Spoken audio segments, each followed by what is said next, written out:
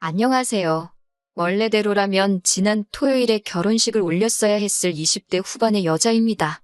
제가 눈치가 없었던 건지 이미 예비시모가 저한테 우리 집 시월드다 하고 대놓고 광고를 하며 저한테 힌트를 주고 있었는데 제가 결혼 준비하면서 너무 들떠 있어서 그랬는지 저만 모르고 있었네요.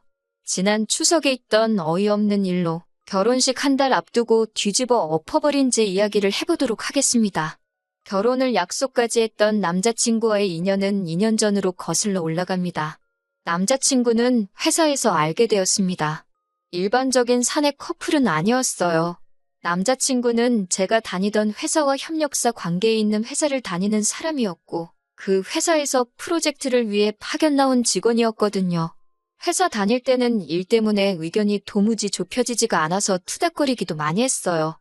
회사에서는 저희를 앙숙지간이라고 할 정도로 안 좋았는데 파견이 끝나고 남자친구가 자기 회사로 돌아간 뒤부터 아직도 출근하면 사무실에 제가 있을 것 같다며 그때가 그립다는 듯이 연락이 오기 시작했고 그때부터 서로 인연을 키워나가게 되어 연인이 되었습니다.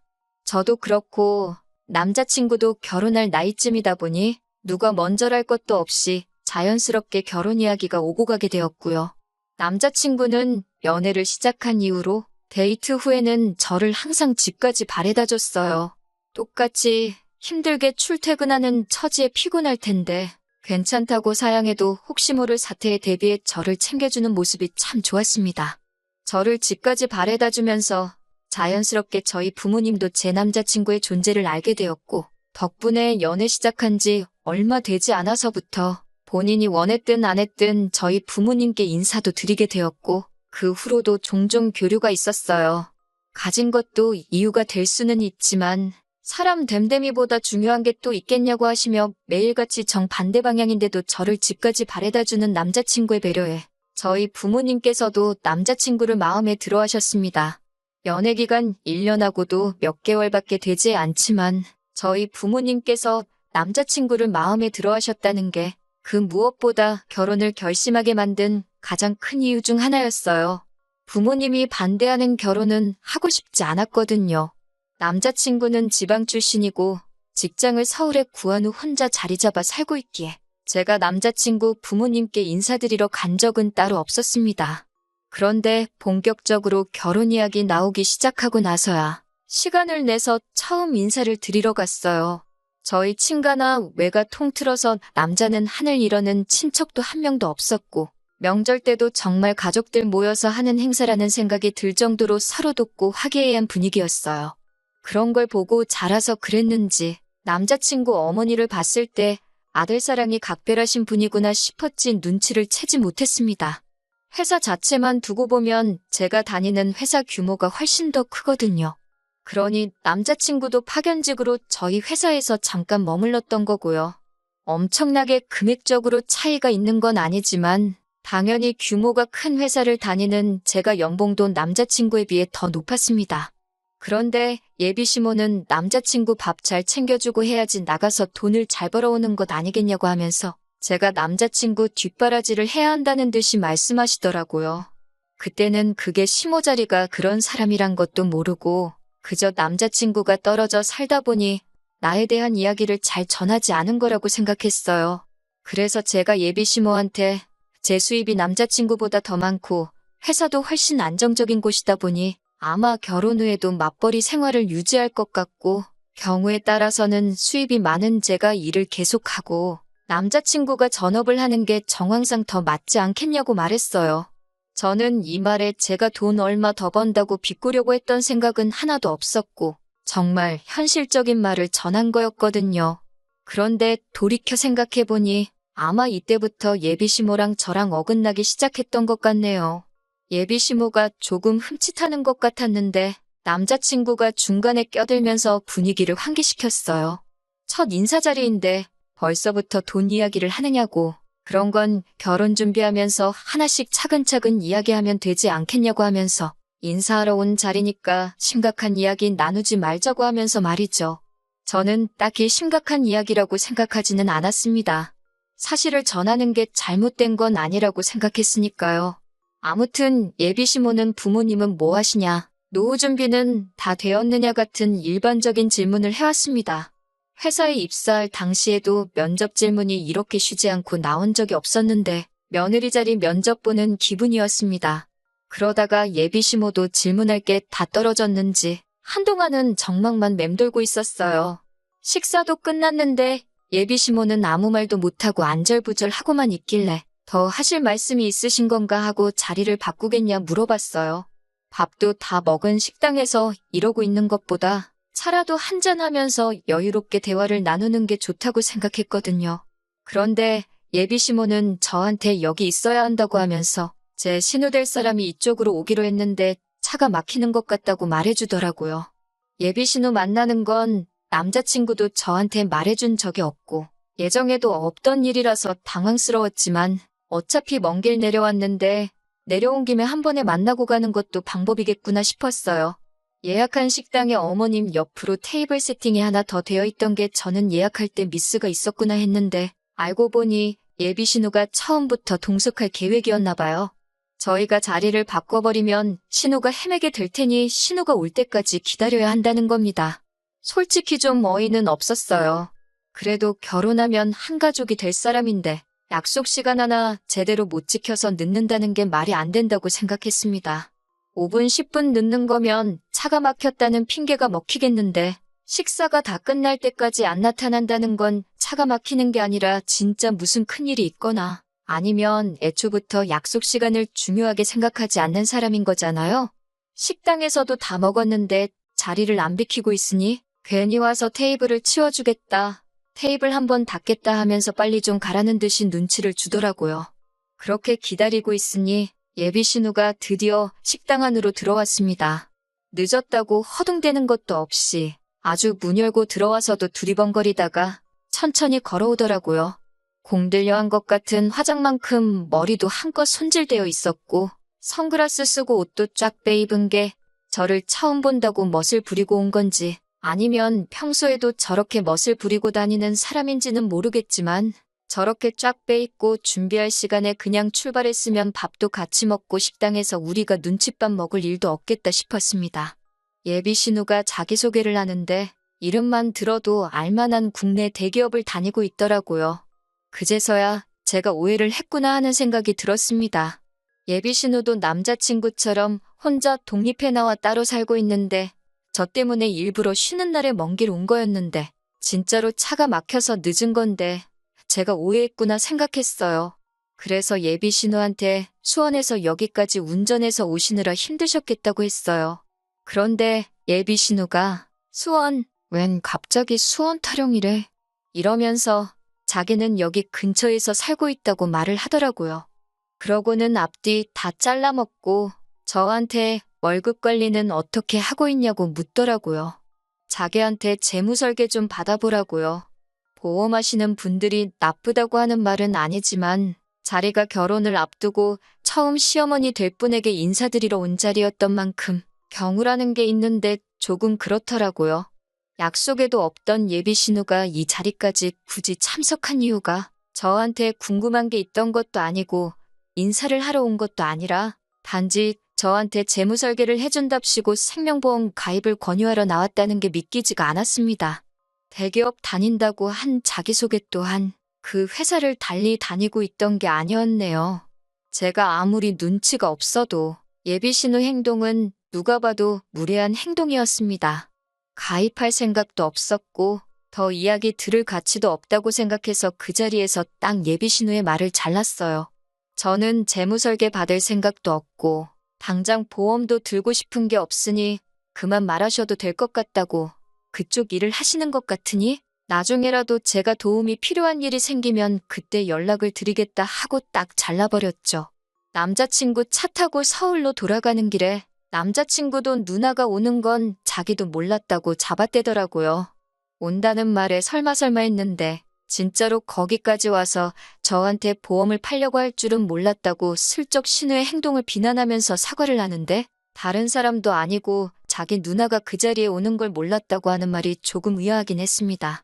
예비시모가 그랬던 건 솔직히 아들 가진 부모님들, 특히 어머니가 아들 사랑 끔찍하다는 건 알고 있으니까 그러려니 했고 사실 그땐 예비시모 행동에 악의가 담겨 있을 거라고는 상상도 못했거든요. 며느리 될 사람 처음 만나는 자리부터 잡들이를 하려고 나오는 사람이 세상에 어디 있겠어요? 아무튼 여차저차 그렇게 첫 만남이 끝나고 나서 시간은 흘러갔죠. 그리고 양가 상견례 날짜가 잡히게 되었어요. 장소는 남자친구 본가에서 예비시부모가 수배해 놓는다 했습니다. 거리가 꽤나 되다 보니 사실 양가의 중간 어디쯤에서 만나는 방법도 있었지만 거리가 거리이니만큼 남자친구가 자기 차로 모시겠다고 했고 저희 부모님도 그럼 오랜만에 좋은 공기도 쐴겸해서 다녀와도 좋겠다고 하시기에 그렇게 하기로 했어요. 그런데 상견례 장소라고 도착을 하고 나니 저는 주차장에서부터 경악을 금치 않을 수가 없었습니다. 도착한 곳이 동네에 있는 곱창구이 집이었거든요. 설마 했어요. 주차장만 공유하고 건물 안에 따로 적당한 장소가 있는 줄만 알았습니다. 남자친구 따라 들어가니 곱창구이 집 안에 이미 시부모님이 자리 잡고 앉아서 저희를 기다리고 계시더군요. 조용하게 방이 따로 있는 것도 아니고 그냥 시끌벅적한 평범한 곱창구이 집이었습니다. 자리에 앉으니 예비시모가 한다는 말이 상견례도 결혼식도 따지고 보면 허례허식 아니겠냐고 괜히 폼 잡는다고 맛도 없는 한정식집 같은 데서 만날 바에야 평소에 좋아하고 먹고 싶은 거 먹는 게 최고 아니겠냐면서 이 집이 그래도 동네에서 소문난 맛집이라고 설명을 해주더라고요. 저희 부모님도 당황하신 듯해 보였지만 듣고 보니 그 말도 맞다면서 그냥 웃어 넘겨주셨어요. 저는 그 와중에도 혹시 신호가 와서 영업 같은 거 하지 않을까 테이블 위 세팅부터 살펴봤습니다. 인원수대로 준비되어 있는 게 정말 다행스럽게도 신호는 안 오는 것처럼 보였어요. 양가 어른들이 처음 만나는 의미 있는 자리를 가지고 그걸 허례허식이라고 말하는 것도 어이가 없었어요. 더더욱이 남자친구는 상견례 장소가 다른 곳이 아니라 곱창구이 집인 걸 이미 알고 있었으니 저한테 귀뜸조차 해주지 않았다는 사실이 실망스러웠습니다. 이런 데서 상견례를 할 거였으면 차라리 제가 시가하고 저희 집 중간쯤 위치되는 곳에 분위기 좋고 조용한 곳으로 예약이라도 했었을 텐데 말이에요. 저희 부모님이 괜찮다고 웃어넘기지만 않으셨으면 자리 박차고 일어났을 겁니다. 그나마 다행인 건 그래도 자리의 중요성을 알고는 계시는지 중요한 대화가 끝날 때까지 따로 식사는 시작 안 하시고 상견례다운 이야기를 주고받았다는 거예요. 결혼식은 애들 직장이 서울이니 서울에서 올리는 게 좋겠다던가부터 시가 쪽에서 오기 편하라고 대절버스를 보내겠다는 이야기, 애들 반반 결혼하기로 했으니 예단 예물은 생략하고 대신에 서울에서 결혼식 올리는 만큼 저희 쪽에서 결혼식 비용을 하겠다. 이런 이야기가 오고 갔고 예비시모도 어떻게 결혼식 비용을 한쪽에서만 대느냐 하면서 꾸민비로 어느 정도는 저한테 돌려주겠다 하는 정상적인 이야기가 오고 갔습니다. 식사가 끝나갈 때쯤에 남자친구가 슬쩍 누나는 오늘 안 오느냐고 눈치도 없이 물어보더라고요. 안 오는 것 같아서 마음 놓고 있었는데 예비시모도 아니고 남자친구가 지 누나를 찾고 있으니 어이가 없었어요. 예비시모는 기다렸다는 듯이 안 그래도 한번 인사는 시켜드려야 하는 거 아니냐 하시면서 자리에 부를까 말까 하시길래 제가 오늘만 날이 아니니까 신호는 없어도 되겠다고 중간에 말을 잘라서 겨우 무마시켰네요. 저희 부모님도 제 행동에 뭔가 눈치를 채신 듯 식사까지 다 끝났는데 오라가라 하는 것도 아닌 것 같다며 저한테 동조를 해줘서 남자친구 누나가 오는 것까지는 어떻게 잘 무마가 되었습니다. 자리는 나중에 마련해보자고 했고 상견례는 그렇게 잘 흘러갔네요. 서울에 다시 도착해서 그날 저녁에 남자친구한테 제가 자기 누나랑 잘 지내면 좋겠다는 듯이 이야기하더라고요. 시자 들어간다고 벌써부터 그렇게 싫어하는 티를 낼 필요가 있느냐며 뭐라고 하는데 너네 누나가 첫 만남에 나한테 보험가 있거니만 안 했어도 나도 그렇게 행동하지 않았을 거다 말하니 저보고 너무 그 사람이 하는 일을 가지고 사람 됨됨이를 평가하는 건 나쁜 버릇이라고 저를 가르치려고 하더라고요. 누나가 뭐 등쳐먹으려고 하는 게 아니라 정말 도움이 되는 거니까 도와주려고 하는 일을 가지고 너무 나쁘게만 본다나요? 이제 한 가족인데 자기 얼굴 봐서라도 한두 개쯤 가입하는 거 어려운 일 아니지 않느냐고 하는 거예요. 한두 개쯤 들어줄 수 있지요. 그런데 제가 어머님 처음 만나는 자리라든지 양가 어른들 처음 만나는 자리에서 영업하게 두는 게 맞는 행동이냐고 따지니 더 말은 못하더라고요.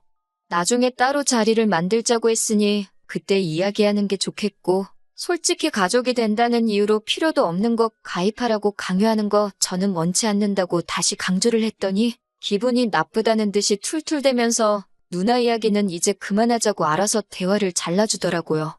상견례 이후로 별다른 일도 없었고 결혼 준비도 다 마무리가 되었습니다. 그리고 정말 결혼식만 앞두고 있었어요. 그런데 얼마 전 추석에 기어이 일이 벌어지고 말았습니다. 예비시댁의 연휴 중에 한 번은 찾아가야 되나 말아야 되나 고민이 되었습니다. 마음 한편에서는 왠지 과일 바구니라도 하나 들고 시댁을 찾아뵈야 하는가 하는 의무감이 들기는 했는데 솔직히 같은 서울에라도 있다면 생각이라도 해봤겠지만 차로 몇 시간을 가야 하는데 엄두도 나질 않았어요. 게다가 어떻게 보면 결혼하기 전 맞게 된 마지막 명절인데 막내딸로 부모님 앞에 어리광 부릴 수 있는 마지막 기회인 것 같아 그냥 이번 추석에는 집에서 가족들과 함께 보내며 쉬어야겠다는 생각을 하고 있었습니다. 그런데 명절 연휴 시작하자마자 남자친구가 저희 집 앞이라고 연락이 왔습니다. 속으로 엄청 뜨끔했죠. 이미 연휴 시작 전부터 어떻게든 안 갈 궁리를 하고 있었는데 생각도 못한 남자친구가 이렇게 찾아왔으니까요. 그래서 집에서 편하게 있고 있던 상태로 나가서 남자친구를 마중 나갔는데 남자친구가 놀라면서 저한테 복장이 그게 뭐냐고 뭐라고 하더라고요. 집에서 있는데 뭐 차려입고 있어야 되냐고 했더니 그 옷 입고 지금 자기 부모님한테 갈 거냐고 물어보는 겁니다. 남자친구는 명절이라고 우리 집에 인사드리러 온 게 아니었던 거예요. 저를 예비시가에 데려가려고 찾아온 거였던 거죠. 사전에 저한테 미리 물어보지도 않고 지 멋대로 지금 뭐 하는 거냐고 한마디 했더니 명절인데 며느리가 당연히 가야 되는 거 아니냐고 하더군요. 아직 결혼식에 한 달이나 남았는데 왜 내가 벌써부터 며느리냐고 한마디 했습니다. 솔직히 찾아뵙는 거 어려운 일도 아니고 제 스스로 찾아뵐 생각도 갖고 있었는데 저렇게 나오니까 정말 더더욱 가야 할 이유를 못 느끼겠더라고요. 그런데 남자친구가 오히려 저한테 큰 소리를 치는 겁니다. 저보고 웃긴다고 하네요. 며느리도 생겼고 추석이기도 해서 시가 친척들이 다 시댁으로 향하고 있는데 주인공인 제가 빠지면 어떡하냐는 거예요. 그러면서 한다는 말이 제가 빠지면 우리 엄마 체면도 말이 아니고 온 가족들 음식 준비도 우리 엄마 혼자서 해야 하는 거 아니냐고 벌써부터 시댁 행사 빠질 생각 하지 말고 시간 줄 테니 저보고 빨리 준비하고 나오라는 겁니다. 그 말을 들으니 상견례 날 저보고 신혼 무시하지 말라고 했던 말부터 지금 막무가내로 제가 오히려 예비시모 일 시키려고 일부러 저런다는 듯이 말하는 것까지 여태껏 결혼 날짜 잡기 위해서 남자친구가 그동안 제 눈치 보면서 편들어주는 척을 한 거지. 무슨 일에 있어서건 저보다 자기 가족을 먼저 챙길 사람이라는 생각이 들더라고요. 그래서 내가 왜 벌써부터 너네 집 며느리냐고 너네 가족 음식은 너가 가서 챙기라고 한마디 했어요. 아직 결혼식도 안 올렸는데 벌써부터 며느리 식모노릇 하는 거 강요하는 거 보면 안 봐도 답이 나온다고 결혼도 다시 생각해봐야겠다고 하고 뒤도 안 돌아보고 집으로 돌아왔습니다. 저희 부모님 눈치는 보는 건지 따라 들어오지는 못하고 제 전화기에 불이 나도록 전화를 하더군요. 마지못해 전화를 받으니 쩔쩔매면서 자기 본심이 아니라며 미안하다고 사과를 하더라고요. 본심이 아니면 뭔데 이러냐고 물으니 예비시모가 저를 처음 봤을 때부터 아주 고집도 세 보이고 신호가 제 생각해서 물어본 걸 가지고 말도 끝까지 안 들어보고 딱 잘라서 말하는 꼴이 아주 시가족 알기를 우습게 안다면서 저 같은 애는 결혼하기 전에 버릇을 제대로 들여놔야 한다고 했다는 겁니다. 아주 제 길을 죽여놓고 확 잡아놔야지 앞으로 결혼하면 자기가 편하다고 했다는 거예요. 그런 걸 시키는 예비시모도 그리고 그걸 또 시킨다고 실행에 옮기고 있는 남자친구도 어이가 없고 정이 떨어지더라고요. 그리고 그걸 지금 제 마음 돌려놓겠다고 사과랍시고 하고 있는 꼴을 보니 더 길게 생각할 것도 없더라고요. 내가 뭐 짐승도 아니고 길을 들여서까지 가족의 일원으로 삼으려고 하냐고. 결혼 전부터 이러는데 결혼하면 어떻게 될지 눈에 선하다고 그냥 결혼은 없던 일로 하자고 했습니다. 그때 돼서 이혼하는 거보다 파혼하는 게 너한테도 나한테도 좋지 않겠냐고. 예약해놓은 건 취소 수수료 제외하고 돈 들어간 만큼 정확히 갈라서 돌려줄 테니 그 부분에 대해서는 걱정 말라고 했습니다.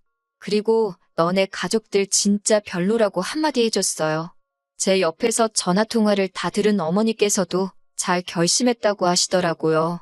사실 상견례 자리 그런데 예약해놨을 때부터 눈치는 채고 있었는데 제가 좋다고 하는 결혼이니 반대하고 싶지 않아 어머니도 제 얼굴 봐서 참았지만 이건 아닌 것 같다고 생각을 하고 계셨다고 하셨어요.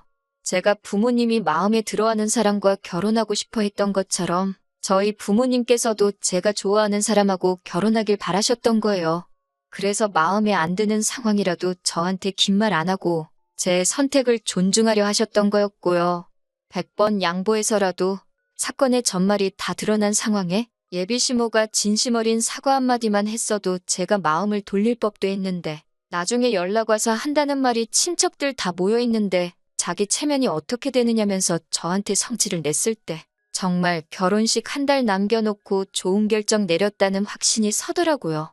적어도 남자친구는 아직도 저한테 정말 잘하겠다고 미안하다고 잊을만 하면 한 번씩 연락이 옵니다. 자기 생각에도 자기가 저 같은 사람 2번 다시 못 만날 거라는 확신이 있는가 봐요. 하지만 이제 열차는 떠났습니다. 부모님의 마음도 확실히 알았으니 이제는 저를 위해 저만을 아껴줄 그런 사람을 만나려고요.